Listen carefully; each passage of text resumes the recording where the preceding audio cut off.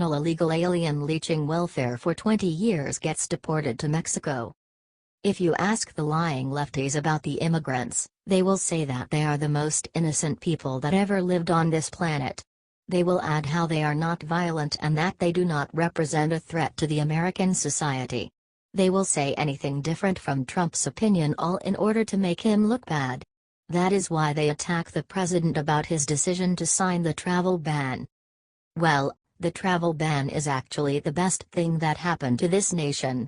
Thanks to it, the real danger will no longer walk freely. Proud Patriots reports that a mother of 4 living in Ohio was deported to Mexico after a traffic stop exposed her for being illegal for nearly 20 years. According to reports by CBS News, 37-year-old Beatriz Morelos Casillas was arrested for driving without a license near Cleveland, Ohio. After the arrest, she was deported back to Nuevo Laredo, one of the most dangerous places in Mexico. Her husband, on the other hand, has a legal working visa. He only wants his wife to be safe but also together with their other relatives. He thinks that this is unfair. Christian Enrique Gutierrez Morelos and his wife, Sonia, are aching over the quick deportation of their Aunt Beatriz. Christian stated, "She's scared. I believe she's more scared for her children than for her right now." Elizabeth Ford, an immigration attorney working on Beatriz's behalf, said, "What happened to Beatriz was the direct result of the new administration and the policies that have been given to ICE. People with no criminal history are being told they have to leave the country in a very short amount of time when they've built an entire life here with children and houses and families and jobs." Thomas Homan, acting ICE director, responded, "ICE prioritizes arrests based on criminal threats, national security, those who violate immigration laws." They defend her by saying how the woman is decent and didn't have any criminal history. Are you kidding me? She lives illegally in here for 20 years. She was even driving without a license. Are their relatives concerned about her children? I ask, considering the fact of the careless position she put them in.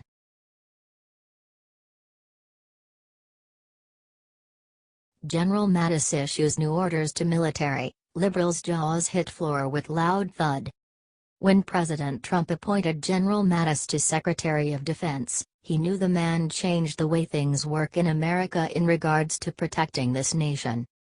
The former Marine only has one concern in his life. He wants to make the U.S. military the biggest, most lethal group in the world. It's a good time to ruin the world's bad guys, and General Mattis is the person to do it. Advertisement. That means eliminating everything that is wasteful. The sensitivity training needs to go because it doesn't make the military stronger. Secretary of Defense James Mattis has ordered a full review of any military training not directly relevant to warfighting. Mattis will make sure there is a review of everything that was put into effect, especially under Leon Panetta and the Obama administration. It will likely all be gutted. Advertisement. I want to verify that our military policies also support and enhance warfighting readiness and force lethality, Mattis said. Mattis also asked for a review into what should be done about permanently non-deployable service members. For years the politicians have ruined the U.S. military. They wanted to make the military a social experiment. It's been horrible that they think it's appropriate to push political correctness and social policies that ruin the military ever seen on this planet. Our soldiers, airmen, Marines, and sailors don't need to be bothered with sensitivity training.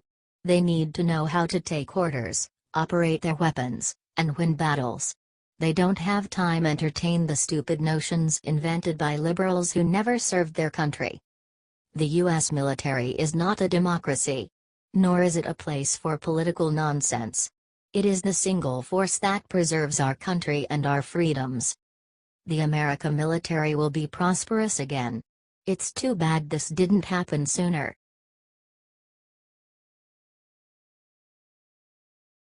Breaking Trump fires shot heard loud and clear by every senior citizen in America. Every single senior citizen in America knows how expensive the costs of prescription drugs are. Just as every single senior citizen knows, the real tragedy in America is that people who have paid into system all their lives are asked to pay more when they finally try to redeem their already earned benefits. It is a scandal, and I consider it a form of blackmail. For when you are sick or start a drug regime as you get older, you got no leverage. Advertisement. Even though you paid into the system your whole life, it is an unnecessary burden on a population that has already given everything and sacrificed much to keep the American dream going full tilt. They spent their lives contributing to furthering America and freedom. Advertisement. They have fought wars, built businesses, and kept the trains running on time. They should be rewarded, not screwed by greedy drug companies, who are mainly responsible for the rapid increase and out-of-control costs for health care. Most Americans have no idea how much seniors pay out of pocket for the medicine they need to live a fuller life or just survive. It is a real scandal. Our medical system is the best in the world because we encourage innovation and profit. But it is also the most costly, and we need to find a better balance, as Trump often pointed out on the campaign trail. The costs of drugs are too high, plain and simple. When you consider what they cost, the same drugs, mind you, in Canada, one can only come to the conclusion that the drug companies are ripping off American citizens. Trump has played nice so far, but behind the scenes he has been battling hard for Americans. After the Obamacare repeal debacle by the GOP Congress, most thought Trump has given up on getting us a better deal on health care. Not a chance. Trump just tweeted. Now that Ken Frazier of Merck Pharma has resigned from President's Manufacturing Council, he will have more time to lower rip-off drug prices.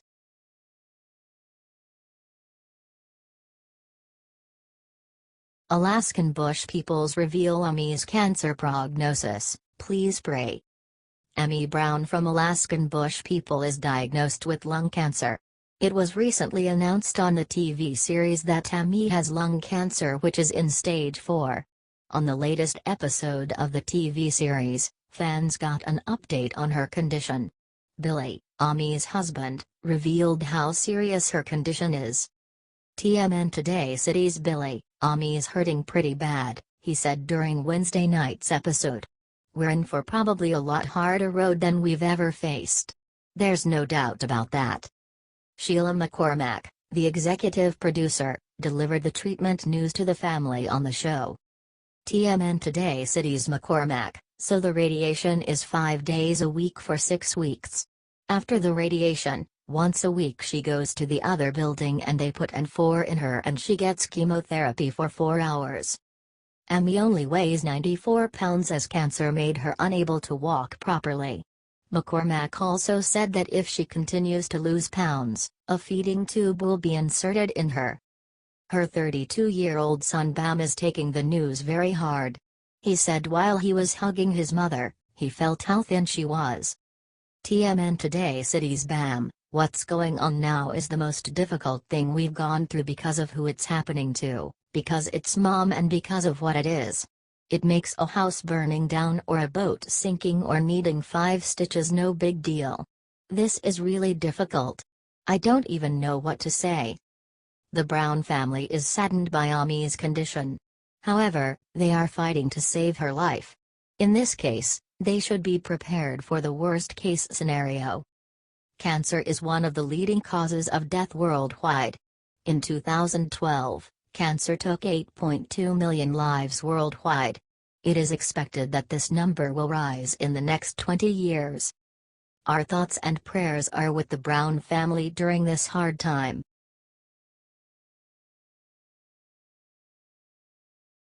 Japan sends surprise to U.S. fleet in massive show of support for President Trump. Japan just sent a strong message to the rest of the world.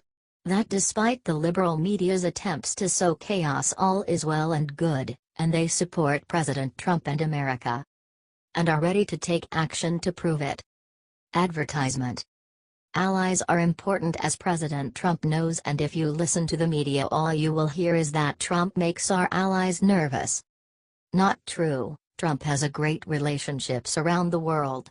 and after North Korea threatened to attack Guam, Japan proved their loyalty. Japan's new defense minister came out today and said he stands with Trump and added a special surprise for our Pacific fleet that is in harm's way should any missiles fly. Advertisement. He said that his country's military could shoot down the missiles before they reach Guam. Japan said they will activate its Aegis destroyer missile defense system, Defense Minister Itsunori Onodera told the National Diet, Japan's parliament in response to North Korea's threat.